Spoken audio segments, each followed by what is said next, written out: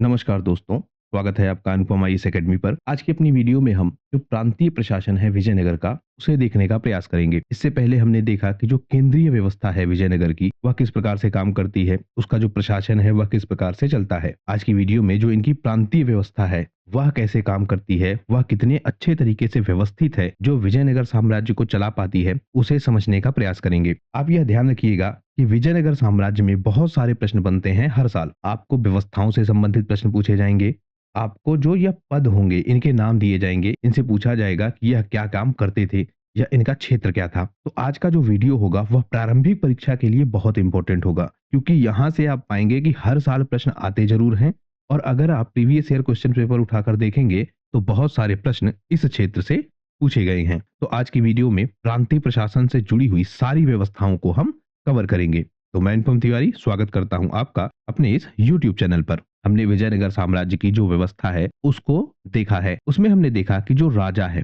वह राजा ही सबसे क्या है, प्रमुख है। राजा के नीचे जो क्षेत्र हैं उनको प्रांतों में बांटा गया है। प्रांतों के बाद इन क्षेत्रों को बांटा गया है जिलों में, और जिलों के बाद बांटा गया है ग्राम में। यानी यह पूरी व्यवस्था है, लेकिन इनका नाम क्या होगा, अलग अलग होगा, उसे हमें समझना होगा। जैसे जो साम्राज्य है, मतलब जो पूरा राज्य है, उसका प्रशासन कौन देखता था, राजा। यानी सबसे ऊपर कौन है, राजा। राजा के बाद जो यह प्रांत हैं, प्रांतों को क्या कहेंगे, मंडल। तो आपसे शब्द पूछा जाएगा कि मंडल क्या है, तो वह क्या है, प्रांत है। उसके बाद आपसे पूछा जाएगा वलनाडु। वलनाडु क्या है, जिला है। और उसके बाद पूछा जाएगा आपसे नाडु। नाडु क्या है, तहसील है। और अंत में आएगा ग्राम, जिसको कहेंगे उर। तो जो प्रांतीय प्रशासन है उसको कौन देखेगा, यानी मंडल को कौन देखेगा, महामंडलेश्वर या फिर नायक। जो जिला है या फिर वलनाडु है, इसे कौन देखेगा, अमरनायक। जो तहसील है यह किसके अधीन होगा, परगनाधिकारी के अधीन। और जो ग्राम है वह कौन देखेगा, ग्राम प्रधान। तो पूरी तरीके से एक व्यवस्था बनी हुई है। हम इसको डिटेल से समझते हैं। सबसे पहले जो प्रशासनिक इकाइयां हैं, जैसे हमने बात की मंडलम की, इसी तरह की प्रशासनिक इकाइयां कोट्टम है। वलनाडु की हमने चर्चा की, यह भी है। नाडु भी है।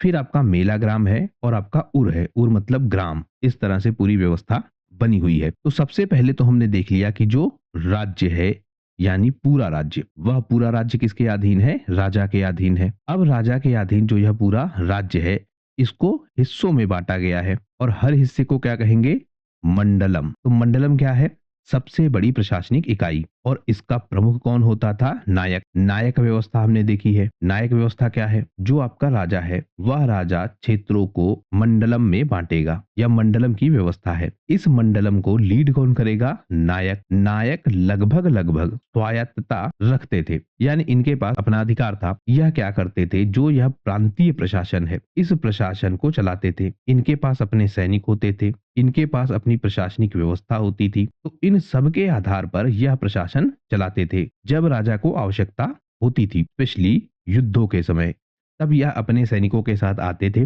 राजा के साथ जुड़ते थे और युद्ध करते थे। यानी नायक व्यवस्था थी कहां पर, मंडल के स्तर पर। जैसे कई सारे प्रमुख मंडल है, तोंडई मंडलम, पांडे मंडलम, होयसला मंडलम। कुल मिलाकर 6 प्रमुख मंडल है, उन्हें अभी हम देखेंगे। अब यह प्रमुख की क्या व्यवस्था है, जैसे पूरा जो क्षेत्र है, उस पूरे क्षेत्र में कुछ मंडल ऐसे होंगे जिनकी वैल्यू ज्यादा होगी। वह वैल्यू ज्यादा कैसे हो सकती है, आर्थिक रूप से, मतलब वहां कोई ऐसी व्यापारिक व्यवस्था होगी, या व्यापार के लिए वह क्षेत्र इतना इंपॉर्टेंट होगा कि उसकी वैल्यू बढ़ जाएगी। कुछ क्षेत्र ऐसे होंगे जो राजनैतिक रूप से बहुत महत्वपूर्ण होंगे। कुछ क्षेत्र ऐसे होंगे जो सामाजिक रूप से बहुत महत्वपूर्ण होंगे, जैसे वहां मंदिर हो बहुत प्रमुख, या प्राचीन जो विरासत की वस्तुएं हैं वह बहुत है। तो कुछ जो मंडल हैं वह काफी फेमस हैं, और उनका जो मंडलेश्वर होगा उसकी वैल्यू थोड़ा ज्यादा होगी। हमने जैसे बात की थी कि जो कृष्णदेव राय हैं, जब वह प्रशासन संभालते हैं तो जो प्रमुख नायक हैं उनको अपनी तरफ मिलाते हैं। अब वह प्रमुख नायक कौन थे, जो किसी बड़े मंडल के या किसी इंपॉर्टेंट मंडल के नायक थे, यानी उनका महत्व ज्यादा था। तो प्रमुख मंडल हो गए। मंडल के बाद जो उसकी छोटी इकाई है उसे कहेंगे कोट्टम, और कोट्टम विभाजित होता था भूगोल और जनसंख्या के आधार पर। इसका अधिकारी भी कौन है, नायक ही है। अब देखिए, एक जैसे आपका पूरा बड़ा क्षेत्र है, और मान लेते हैं ये क्षेत्र हो गया, यहाँ पर कौन है, राजा लीड कर रहा है। उसके बाद एक छोटा क्षेत्र भी होगा, उस छोटे क्षेत्र को लीड करेगा नायक, लेकिन इसका उपविभाजन भी होगा। उसे कौन लीड करेगा? उसे भी लीड करेगा नायक, लेकिन वह होगा क्या? कोट्टम। तो कई सारे कोट्टम मिलकर क्या बनते थे? मंडल। मंडल को भी लीड करता था नायक, और जो कोट्टम है उसे भी लीड करता था नायक। तो यह व्यवस्था भी हो गई। उसके बाद व्यवस्था है वलनाडु की।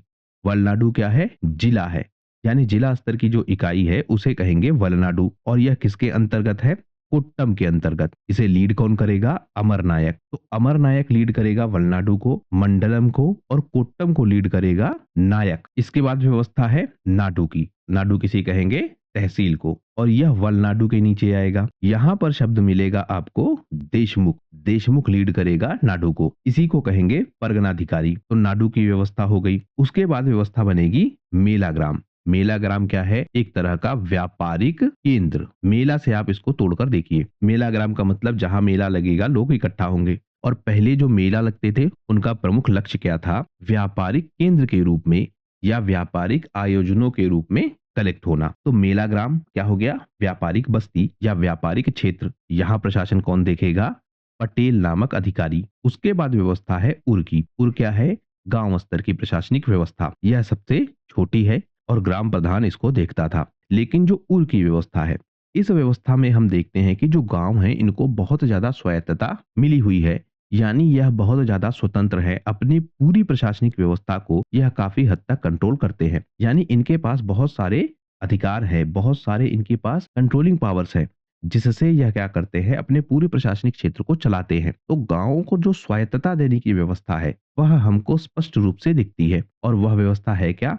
उर की व्यवस्था। यहाँ का जो अधिकारी है उसे कहेंगे उरैयर, यानी ग्राम प्रधान तो रहेगा लेकिन उरैयर नामक अधिकारी भी हमको दिखेगा। तो कुल मिलाकर जो पूरी व्यवस्था है वह क्या है? एक सबसे ऊपर है आपका राजा। राजा के बाद है मंडलम। मंडलम को कौन देखेगा? नायक। फिर आपकी व्यवस्था है कोट्टम की। कोट्टम को भी कौन देखेगा? नायक। इसके बाद क्या व्यवस्था है? वलनाडु की, और इसे कौन देखेगा? अमर नायक। तो नायक के नीचे है अमर नायक, और कोट्टम के नीचे है वलनाडु। उसके बाद व्यवस्था है नाडु की। नाडु को कौन देखेगा? देशमुख या फिर परगनाधिकारी। इसके बाद आपकी मेलाग्राम, इसे देखेगा पटेल। उसके बाद हो गया आपका उर, जिसे देखेगी ग्राम सभा, और यहाँ अधिकारी भी एक मिलेगा आपको उरैयर। तो इस तरह पूरी प्रशासनिक व्यवस्था है। हमने जैसे चर्चा की कि 6 प्रमुख प्रांत हैं या 6 प्रमुख मंडल है। वह कौन कौन से हैं? एक आपका हो गया राजमंडल, जिसे कहते थे राजधानी क्षेत्र। फिर आपका एक हो गया तोंडई मंडलम। यह क्या है? जो तमिलनाडु का उत्तरी भाग है उसे कहेंगे। फिर आपका है पांड्य मंडलम। पांड्य मंडलम मतलब तमिलनाडु का दक्षिणी क्षेत्र, जहां पर पहले पांड्य साम्राज्य का प्रभाव था या पांड्य साम्राज्य जहां शक्तिशाली था। फिर आपका कन्नड़ मंडलम। यह क्या है? आधुनिक कर्नाटक का क्षेत्र। फिर आपका तेलुगु मंडलम। यह क्या है? आंध्र प्रदेश का क्षेत्र। और आपका कोंकण मंडलम, यह जो है वह पश्चिमी घाट और कोंकण तट का क्षेत्र है। तो 6 प्रमुख मंडल हैं जिनकी चर्चा किसने की है? एच कृष्णा शास्त्री ने, और इनकी अपनी अपनी महत्ता है। इसके बाद हम बात करें जो विजयनगर का क्षेत्र है, वहां पर जो शक्तियों का बंटवारा है, यानी किसके पास कितनी शक्ति होगी, कौन किस क्षेत्र पर अधिकार रखेगा। क्योंकि व्यवस्था आप देख रहे हैं कि एक क्रम बना हुआ है। नायक व्यवस्था है, उरैयर व्यवस्था है, पटेल की व्यवस्था है, अमर नायक की व्यवस्था है। तो अलग अलग लोग हैं, तो उनके बीच जो शक्तियां हैं वह किस प्रकार से बटेंगी। क्योंकि यहाँ एक चीज आप ध्यान रखिए, क्योंकि जो प्रशासनिक क्षेत्र है उस प्रशासनिक क्षेत्र में जो स्वायत्तता की व्यवस्था है वह हमको बहुत ज्यादा दिखती है। जैसे जो आपका गांव है, उस गांव को भी अपनी पूरी प्रशासनिक व्यवस्था देखने की स्वायत्तता है। इसी तरह से जो नायक है वह भी काफी हद तक स्वायत्त है। अमर नायक की व्यवस्था वह भी काफी हद तक स्वायत्त है। तो जो शक्तियों का बंटवारा है वह किस प्रकार से है, अगर वह स्पष्ट नहीं होगा तो जितने भी यह अधिकारी हैं या जितने भी यह प्रशासक हैं, यह एक दूसरे के क्षेत्रों पर कंट्रोल करने की कोशिश करेंगे या एक दूसरे के अधिकारों पर कंट्रोल करने की कोशिश करेंगे। तो जो शक्तियां हैं उनमें टकराव ना हो, इसके लिए इनका जो बंटवारा है वह काफी स्पष्ट रूप से होना चाहिए। जैसे जो प्रांत हैं वह काफी स्वायत्त हैं, उनके पास अपनी स्वायत्तता है, यह हमने देखा है। यहाँ पर एक व्यवस्था थी नायंकर व्यवस्था, यानी नायकों की व्यवस्था। जो बड़े बड़े प्रांत हैं यानी जो पूरा प्रशासनिक क्षेत्र है, वह पूरा प्रशासनिक क्षेत्र बटेगा किसमें, मंडल में, और यहाँ पर नायक व्यवस्था लागू थी। यह लोग करते क्या थे, जो मंडल है उनके अधिकार क्या हैं, उनके पास क्या है, प्रशासन देखेंगे उस क्षेत्र का, कर संग्रह करेंगे, जो सैन्य व्यवस्था है उसको देखेंगे, और जो न्याय व्यवस्था है उसको भी देखेंगे। न्याय व्यवस्था में भी आप ध्यान रखेंगे क्रम है, मतलब नीचे से लेकर ऊपर तक जाने का एक क्रम। पहले ग्राम स्तर पर, फिर आपका नाडु के स्तर पर, फिर जिला स्तर पर, फिर प्रांत स्तर पर, और अंततः सबसे ज्यादा अधिकार किसके पास है, राजा के पास, तो अंतिम स्तर। तो इस तरह पूरी व्यवस्था बनी हुई है। तो जो न्यायंकर व्यवस्था है यह लागू है प्रांतों पर। यह जो प्रशासनिक व्यवस्था है, कर संग्रह की व्यवस्था है, सैन्य व्यवस्था है, न्याय व्यवस्था है, उनको देखते थे। कई बार हम यह भी पाते हैं कि जो यह नायक हैं यह लगभग लगभग स्वतंत्र शासक की तरह व्यवहार करने लगते हैं। इसमें क्या देखेंगे आप, जब भी केंद्रीय प्रशासन कमजोर होगा, केंद्रीय प्रशासन का मतलब जो राजा का पद है, अगर वह कमजोर है तो जो स्वायत्तता है इसकी, नायकों की, वह हमको ज्यादा दिखेगी। और इसी क्रम में यह नायक क्या करेंगे, स्वतंत्र शासन व्यवस्था स्थापित करेंगे। कई बार तो नए वंश भी स्थापित कर देंगे। तो व्यवस्था क्या है, केंद्रीय प्रशासन जितना ताकतवर है उसी आधार पर नायकों का जो अधिकार है वह तय होता था। अगर केंद्रीय प्रशासन कमजोर है तो नायक ज्यादा स्वतंत्र होंगे, अगर केंद्रीय प्रशासन मजबूत है तो नायकों पर अंकुश लगाया जाएगा। कुल मिलाकर सबसे ऊपर कौन है, राजा है, राजा के नीचे नायक है। लेकिन अगर राजा कमजोर है तो नायक ज्यादा स्वतंत्र व्यवहार करेंगे, अगर राजा मजबूत है तो नायक स्वतंत्र व्यवहार कम करेंगे, उन्हें माननी पड़ेगी हर बात राजा की। तो यह व्यवस्था बनी हुई है। अब जो केंद्रीय प्रशासन है और जो प्रांतीय प्रशासन है, इनके बीच शक्ति संतुलन किस प्रकार से है, क्योंकि हम देख रहे हैं कि जो नायक है वह स्वतंत्र होने की कोशिश भी करता है, अगर केंद्रीय प्रशासन कमजोर है तो इनके बीच जो शक्तियों का बंटवारा है वह किस प्रकार से है। हम देखते हैं कि जो आपके नायक हैं इनको स्वायत्तता दी जाती थी, लेकिन इनसे एक शर्त रखी जाती थी कि यह राजा के प्रति वफादार रहेंगे, यानी राजा जब भी चाहे इनको इनके पद से हटा भी सकता है। यह अधिकार राजा के पास था। तो राजा के प्रति वफादार रहना यह एक तरीके से इनका कर्तव्य था, यह जुड़ा हुआ था। राजा के पास यह अधिकार था, अगर कोई नायक विद्रोह करे तो जो अन्य नायक हैं वह मिलते थे राजा से और मिलकर उस विद्रोह को दबाते थे। यानी जैसे मान लेते हैं कोई बड़ा क्षेत्र है, उस बड़े क्षेत्र में एक जो आपका नायक है वह स्वतंत्र होना चाहता है, वह अपनी ताकत दिखाना चाहता है। तो राजा क्या करता था, क्योंकि जो अन्य नायक हैं उन्होंने भी शपथ ली है कि वह राजा के साथ मिलकर सहयोग करेंगे, तो वह सब नायक क्या होते थे, इकट्ठा होते थे और मिलकर इस जो नायक को जिसने विद्रोह किया है इसको क्या करते थे, पराजित करते थे, और पराजित करके इस नायक को क्या करते थे, हटा देते थे। फिर दूसरा नायक वहां नियुक्त होता था। तो राजा को यह अधिकार था कि अगर कोई नायक विद्रोह करे तो उस नायक को हटाकर एक नया नायक भी नियुक्त किया जा सकता है। तो इस तरह शक्तियों का बंटवारा है, यानी अपने क्षेत्र में नायक पूरी तरीके से स्वतंत्र है, लेकिन उसे राजा के आदेशों को मानना पड़ेगा।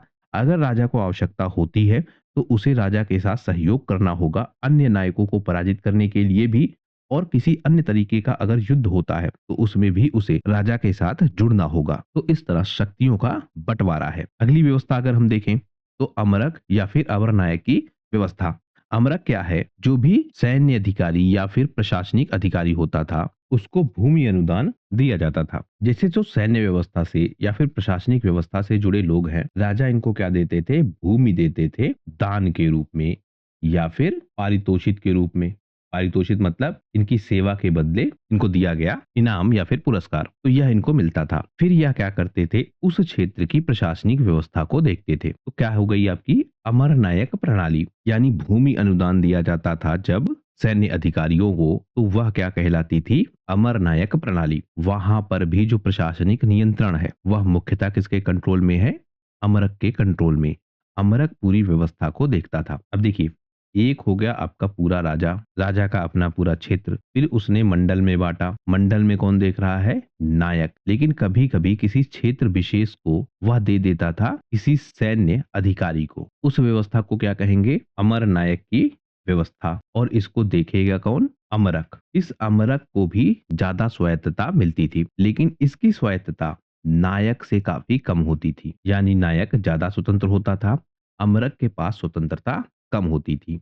लेकिन अपने क्षेत्र में प्रशासन देखने की व्यवस्था, न्याय देखने की व्यवस्था, जो सैन्य अधिकारी हैं उनकी भर्ती करने की व्यवस्था, यह सब कुछ अमरक देखता था। लेकिन अमरक नायक की तुलना में कम स्वतंत्र था। तो जो आपका दिल्ली सल्तनत है उसमें जैसे चलती थी इक्ता व्यवस्था, उसमें चलती थी जैसे मनसबदारी की व्यवस्था, यानी किसी सैन्य अधिकारी को कोई क्षेत्र एलोकेट किया जाता था, वह उस क्षेत्र से टैक्स कलेक्शन भी करता था, उस क्षेत्र की न्याय व्यवस्था को देखता था, उस क्षेत्र की प्रशासनिक व्यवस्था को देखता था, लेकिन अंततः उस क्षेत्र पर अधिकार किसका होता था? राजा का। उसी तरह की कुछ यह व्यवस्था है। अब इनमें अंतर क्या है? क्योंकि हमने देखी जो अमरक व्यवस्था है और जो नायक की व्यवस्था है, इन दोनों में अंतर क्या है? सबसे पहले जो अमरक है या फिर अमर नायक है, वह राजा के सीधे कंट्रोल में है, और जो नायक है वह अर्ध स्वायत्त है, यानी उसके पास स्वायत्तता ज्यादा है। जब कोई आवश्यकता होती थी तब वह राजा के साथ जुड़ता था, अन्यथा लगभग स्वतंत्र प्रशासक की तरह वह अपने क्षेत्र में प्रशासन चलाता था। तो अमरक पर कंट्रोल ज्यादा किसका है? राजा का। अमरक जो है वह छोटे क्षेत्रों में होता था, यानी इसका क्षेत्र छोटा है। वहीं जो आपकी नायंकर प्रणाली है या फिर नायकों की प्रणाली है, वह प्रणाली बड़ी थी, वह व्यवस्था बड़ी थी, उनका प्रशासनिक क्षेत्र बड़ा था, नायकों का अधिकार ज्यादा था अपने क्षेत्र पर भी। अमर नायक जो है इनका अधिकार भी कम था। अमर नायक क्या करते थे? यह कर वसूलते थे और कर वसूल कर देते थे राजा को। राजा इनको अपना हिस्सा देता था। वहीं जो आपके नायक हैं वह क्या करते थे? कर वसूलते थे और वसूल कर राजा को हिस्सा भेज देते थे। अपना हिस्सा वह स्वयं रख लेते थे। तो इनमें भी अंतर है। अमर नायक क्या करेगा? कर वसूल कर भेज देगा राजा को, और राजा फिर इसको क्या करेगा? पारितोषिक देगा या फिर रिटर्न देगा। यानी एक तरीके से इसको मिलती थी सैलरी और इसको मिलता था शेयर। तो मॉडर्न डे में जो सिस्टम है उससे आप ज्यादा समझ पाएंगे। यह क्या हो गया? आपका प्रशासनिक अधिकारी, और यह क्या है? शासन में हिस्सेदार। तो यह अंतर था दोनों में। वहीं जो अमर नायक प्रणाली है वह वंशानुगत नहीं है, यानी अमर नायक व्यवस्था प्रशासनिक व्यवस्था की तरह थी, उसको बदला जाता था। वहीं जो नायक व्यवस्था है उसमें हम देखते हैं कि कई बार जो वंशानुगत की व्यवस्था है वह चलती थी। अब यहाँ भी आप अंतर ध्यान रखिए। अमर नायक को तो नियुक्त किया है सीधा सीधा राजा ने। राजा जब चाहे हटा दे, जब चाहे इसको नियुक्त कर दे, और इसका उत्तराधिकारी उस क्षेत्र पर प्रशासक रहेगा या नहीं रहेगा इसकी कोई गारंटी नहीं थी। वहीं जो नायक व्यवस्था है उसमें क्या था? अगर नायक अपने किसी उत्तराधिकारी को घोषित करता है कि वह अगला नायक होगा उस क्षेत्र पर, और वह जो उत्तराधिकारी है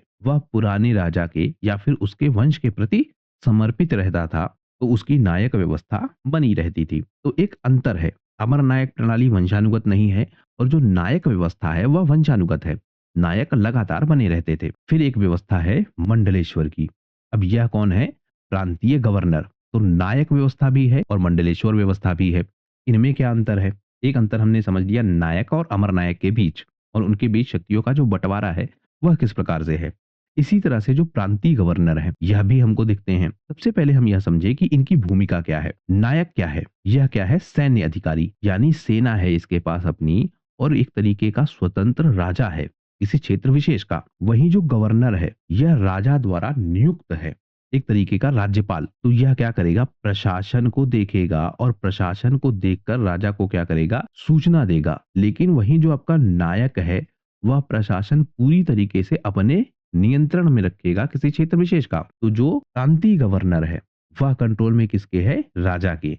वहीं जो नायक है वह क्या है? लगभग लगभग स्वतंत्र या फिर अर्ध स्वतंत्र। इनकी नियुक्ति की व्यवस्था क्या है? नायकों की नियुक्ति और गवर्नर की नियुक्ति दोनों होती थी राजा द्वारा। लेकिन नायकों की नियुक्ति में जो वहां का पूर्व नायक है उसकी काफी भूमिका होती थी, और कई बार तो उसके उत्तराधिकारी ही नायक बनते थे। यह व्यवस्था थी। वहीं जो गवर्नर की व्यवस्था है इनकी नियुक्ति होती थी, और यह नियुक्ति मुख्यतः कैसे होती थी?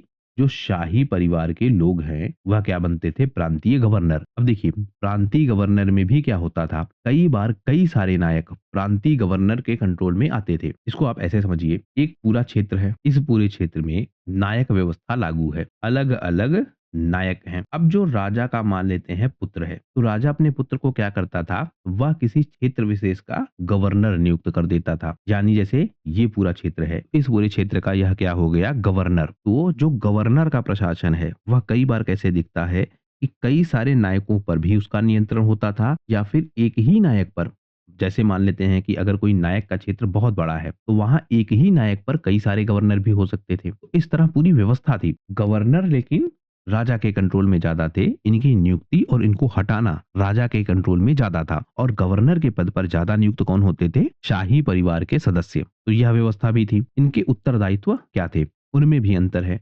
नायक ज्यादा स्वतंत्र है। नायक अपने अधिकारों को ज्यादा कंट्रोल करते हैं, जैसे सैन्य भर्ती करना, कर का संग्रह करना, अपने क्षेत्र की रक्षा करना। क्योंकि कई बार एक नायक दूसरे नायक से युद्ध भी करते थे। वहीं जो गवर्नर हैं वह क्या करेंगे? प्रशासन को देखेंगे, न्याय व्यवस्था को देखेंगे, कर प्रबंधन को देखेंगे। युद्धों में यह भाग नहीं लेते थे या युद्ध यह नहीं लड़ते थे अपने नाम से। तो उत्तरदायित्वों में भी अंतर है। नायक के पास ज्यादा शक्तियां हैं। जो गवर्नर है वह एक तरीके से प्रशासन सिर्फ देखता था। इसके बाद जो कर संग्रह का अधिकार है वह हमको दिखेगा नायकों के पास। नायक कर संग्रह ज्यादा करते थे। वहीं जो गवर्नर है वह क्या करते थे? कर संग्रह की व्यवस्था को देखते थे। यानी कर संग्रह में योगदान तो यह करते थे, लेकिन वह पूरा हिस्सा किसको भेजते थे? केंद्रीय प्रशासन को। केंद्रीय प्रशासन इनका वेतन तय करता था। नायक कौन है? स्वतंत्र शासक। अपना जो कर का हिस्सा है वह खुद लेते थे। वहीं जो गवर्नर है वह क्या करते थे? एक तरीके से सैलरी लेते थे। तो यह अंतर भी हो गया। इसके साथ साथ हम देखें कि जो सेना पर नियंत्रण का अधिकार है उसमें क्या अंतर है? नायक के पास अपनी सेना होती थी, अपनी व्यक्तिगत सेना। उनकी नियुक्ति करना, उनकी भर्ती करना, उनकी ट्रेनिंग करना, उनको सैलरी देना, यह सारा काम कौन देखता था? नायक खुद। वहीं जो गवर्नर है इसके पास अपनी सेना नहीं होती थी, बल्कि इसके पास राज्य की सेना का हिस्सा होता था। इसीलिए हम देखते हैं कि इनकी स्वायत्तता में काफी अंतर है, क्योंकि गवर्नर के पास अपनी सेना ही नहीं है और वह सेना जो उसको दी गई है वह कहीं ना कहीं राजा के कंट्रोल में है या फिर नायक के कंट्रोल में है। वहीं जो नायक हैं इनके पास अपनी सेना है। सेना की भर्ती करना, उनको वेतन देना, उनकी ट्रेनिंग करना, वह सब कुछ किसके पास है? नायक के पास। इसीलिए नायक कभी कभी विद्रोह भी करेंगे, क्योंकि सैन्य व्यवस्था पर उनका कंट्रोल ज्यादा है।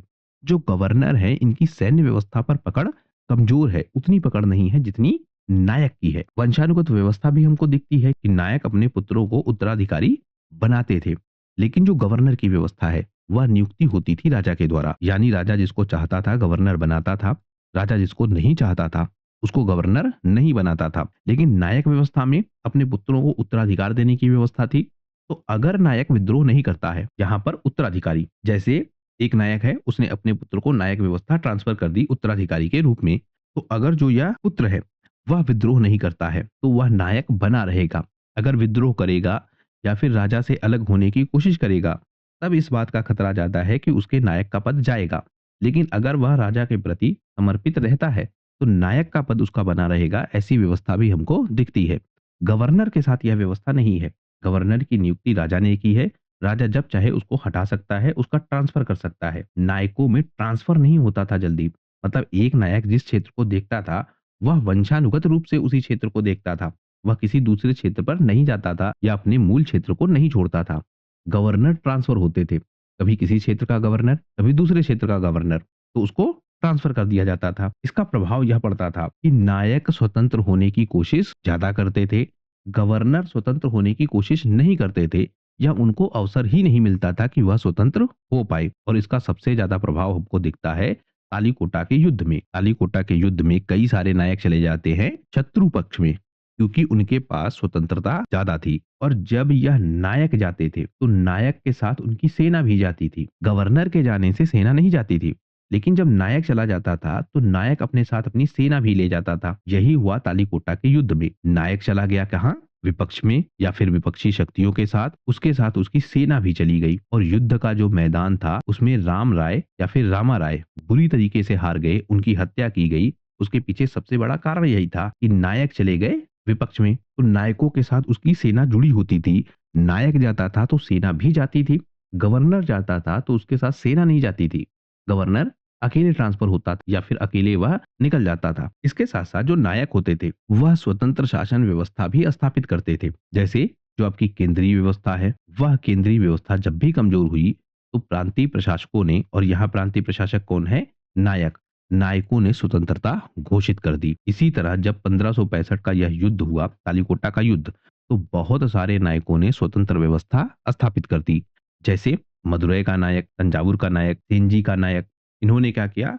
प्रांतीय स्वायत्तता घोषित कर दी, खुद को ही राजा घोषित कर दिया और अपनी एक अलग व्यवस्था ही स्थापित कर ली। तो यह अंतर हो गया कहाँ? नायकों के बीच और प्रांतीय गवर्नर के बीच या फिर मंडलेश्वर के बीच। इसके बाद हम देखें ग्राम सभाएं हैं और उनके पास उनके अपने अधिकार भी हैं। तो इनमें क्या अंतर है? हर गांव में एक ग्राम सभा होती थी जो गांव के प्रशासन को देखती थी और कर संग्रह में भी मदद करती थी। जो इनके आपसी विवाद है छोटे मोटे, उन विवादों को भी यह देखती थी। तो ग्राम स्तर पर जो प्रशासन का काम है वह ग्राम सभा ही देखती थी। ग्रामों को क्या कहेंगे? उर। तो गांव से जुड़े जितने भी मुद्दे होते थे उनका प्रबंधन, उनका मैनेजमेंट कौन देखता था?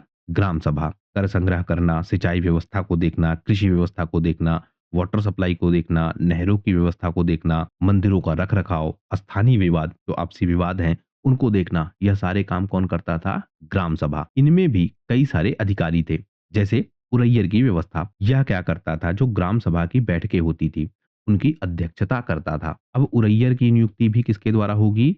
या फिर नायक के द्वारा, या फिर प्रशासक के द्वारा, या राजा के द्वारा। यह एक तरीके का रिप्रेजेंटेटिव था जो गांवों में रहता था और उनकी व्यवस्थाओं को देखता था। लेकिन ज्यादा स्वायत्तता किसके पास थी? ग्राम सभा के पास। इसके साथ साथ जो पटेल व्यवस्था है या नायक व्यवस्था भी कहते हैं कई बार, यह पटेल क्या देखते थे? जो व्यापारिक क्षेत्र है उनको देखते थे। तो व्यापारिक क्षेत्रों को देखने वाले पटेल वह भी प्रशासनिक कार्यों में सहयोग करते थे। फिर आपकी व्यवस्था है कर्णम या फिर लेखाकार की व्यवस्था। यह व्यवस्था हम डिटेल से देखेंगे। क्यों? क्योंकि इस तरह के ग्राम बसाए जाते थे। एक तरीके से जो लेखाकार है इनका ही पूरा अलग से गांव बसाया जाता था और इनसे जुड़े लोग ही यहाँ रहते थे। इनका काम क्या था?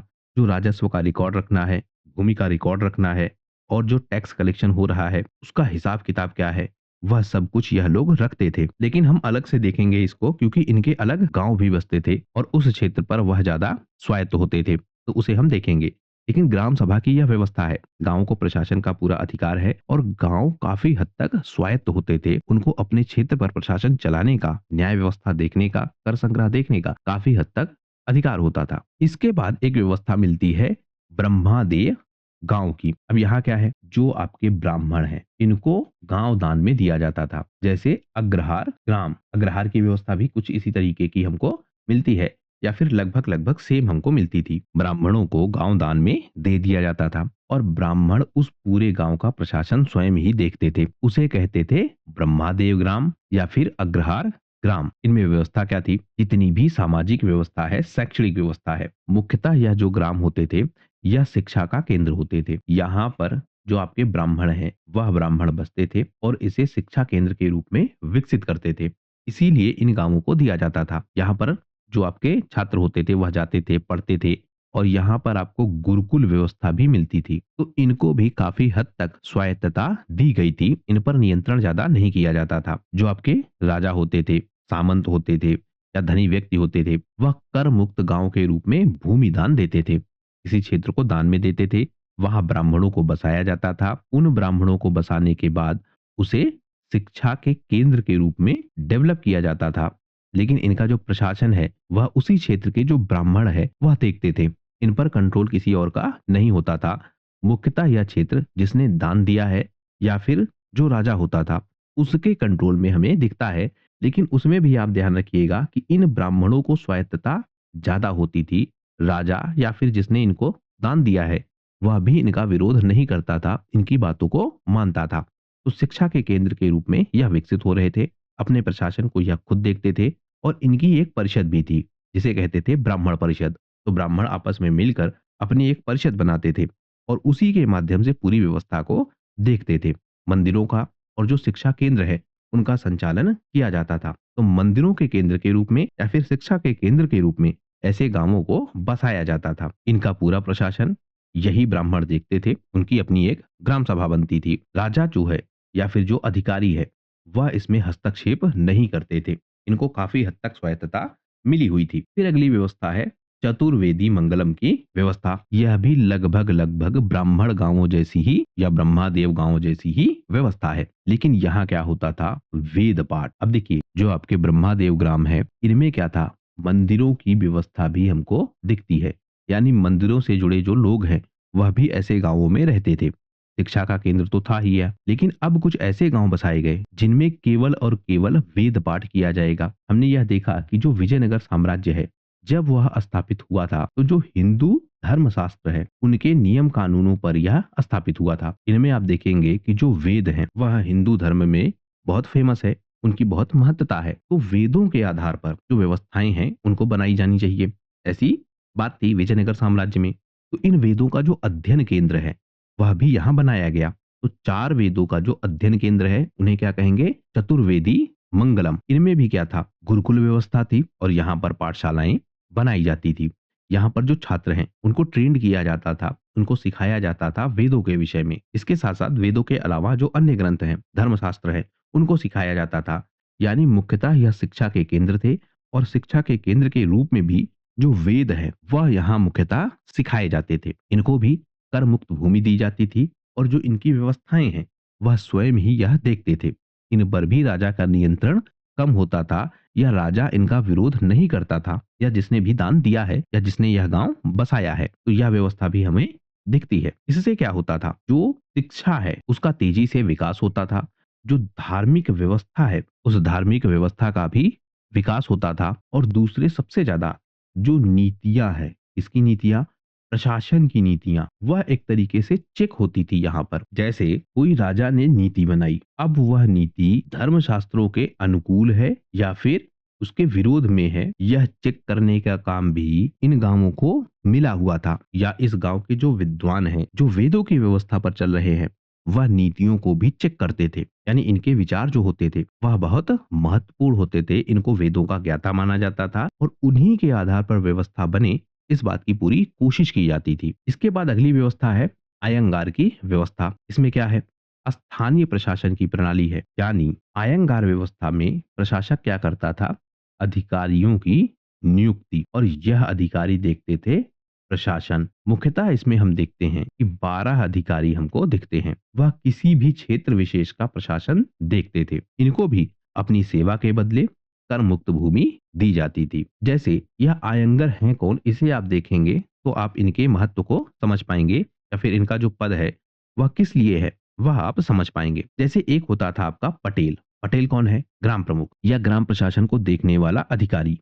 लेकिन पटेल मुख्यतः क्या देखता था? जो आर्थिक ग्राम है, जहां पर आर्थिक क्रियाकलाप हो रहे हैं, उनको देखता था। तो यह अधिकारी था एक तरीके से जिसे राजा द्वारा या फिर स्थानीय प्रशासक द्वारा नियुक्त किया जाता था। इसी तरीके से कर्णम है। कर्णम तो पूरे गांव ही बसते थे। तो यह कौन है? लेखाकार। हिसाब किताब रखना इनके पास हमें दिखता है। इसी तरीके से है तालीयारी या फिर तालीयार। यह कौन था? गांव का रक्षक, गांव की सुरक्षा व्यवस्था को देखता था। फिर जैसे पुजारी, बढ़ई, कुम्हार, नाई, उसके बाद गोलार। गोलार आप ध्यान रखिएगा, या लुहार को कहते थे। वंशकर, बुनकर को कहते थे। मत्स्यकर, मछुआरे को कहते थे। सुतार, राजमिस्त्री को कहते थे। तो यह प्रमुख 12 अधिकारी थे जो पूरी व्यवस्था को देखते थे और इनकी नियुक्ति होती थी। तो यह हो गई आपकी अयंगार व्यवस्था। इसके बाद हमने चर्चा की कर्णिकम गांव की व्यवस्था या कर्णिम गांव की व्यवस्था, जो आपकी लेखा व्यवस्था से जुड़े अधिकारी थे। यानी एक तरीके का अकाउंट डिपार्टमेंट।